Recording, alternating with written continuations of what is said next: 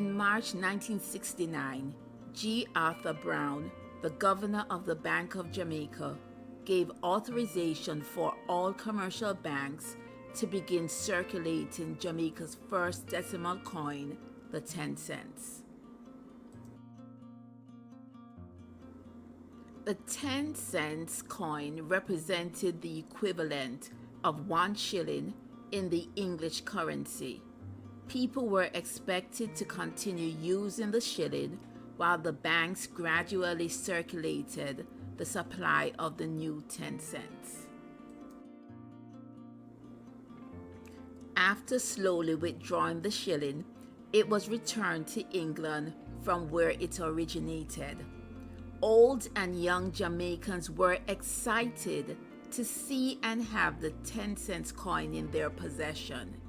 It bore the Jamaican coat of arms on one side and the lignum vitae on its reverse side.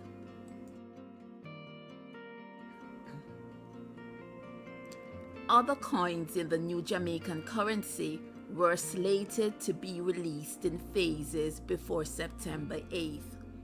The 5 cents replaced the 6 pence, the 20 cents replaced the 2 shillings. The 25 cents was worth 2 shillings and 6 pence.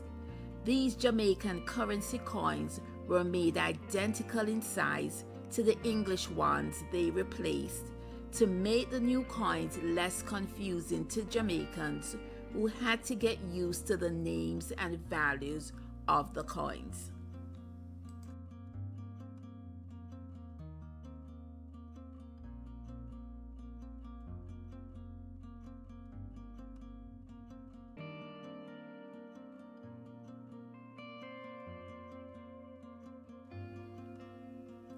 On September the 8th, 5 shillings was replaced with 50 cents, 10 shillings with $1, the pound with $2, and £5 with 10 Jamaican dollars.